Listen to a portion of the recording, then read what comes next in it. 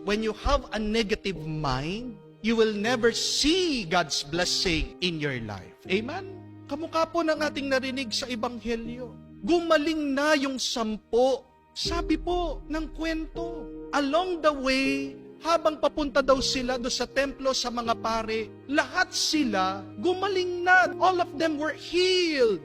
Pero isa lang ang nakarealize. Isa lang ang nakapansin. At nung nakita niya na gumaling siya, naglulukso siya sa tuwa. Bumalik siya kay Jesus, siya'y nagpasalamat. At tanong ni Jesus, hindi ba 10 ang gumaling? Bakit isa lang yung bumalik? Nasaan yung siya? Ano yung problema? Bakit hindi sila bumalik? Kasi gumaling nga sila, hindi nila napansin na sila'y pinagaling ng Diyos. Amen? They did not see that they were already been blessed, helped by God. At yan yung nagiging sagabal ng ating pasasalamat. When you cannot see that God has helped you, when you cannot see that God has blessed you, at paano mo makikita ang tulong ng Diyos? Sa pamamagitan lang ng pananampalataya. Kaya nga, sabi ni Jesus sa kanya, your faith has saved you. Pag may pananampalataya ka, makikita mo, tinutulungan ka ng Diyos.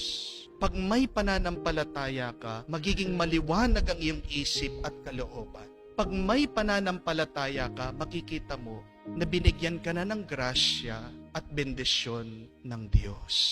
Para malabanan natin ang negatibong pag-iisip, pagdasal natin magkaroon sana tayo ng malalim na pananampalataya. Amen? Kamukha lang po nung last fiesta dito sa parokya. Habang paalis na po mga tao gabi na, meron pong 2 mag-asawa, humabol, hinahanap po ako. Ang layo pa po ng pinanggalingan nila sa Antipolo. Kahit na gabing-gabi po, pinuntahan ako bakit magpapapray over. Dahil po itong misis, may sakit. Ano pong sakit? 3rd stage cancer. So pinagdasal ko po siya, inanoint ko po, umiiyak itong misis, pati itong mister.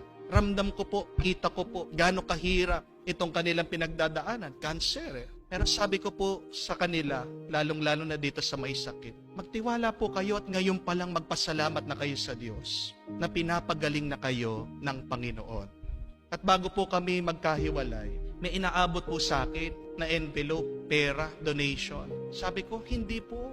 Sa inyo po yan. Gamitin niyo po sa hospital. Alam ko po marami kayong gastos. Pambili nyo na lang po ng gamot. Mas kailangan nyo po yan.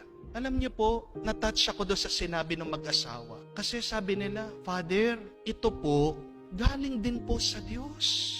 At hindi naman po kami pinapabayaan ng Diyos. Nakakabilib po, no? Nakakamangha, na kung sino pa yung mga nahihirapan, sino pa yung may malalim na pagsubok o suliranin, problema, sila pa yung may malalim na pananampalataya. Kaya pa nilang magpasalamat, magpuri sa Diyos.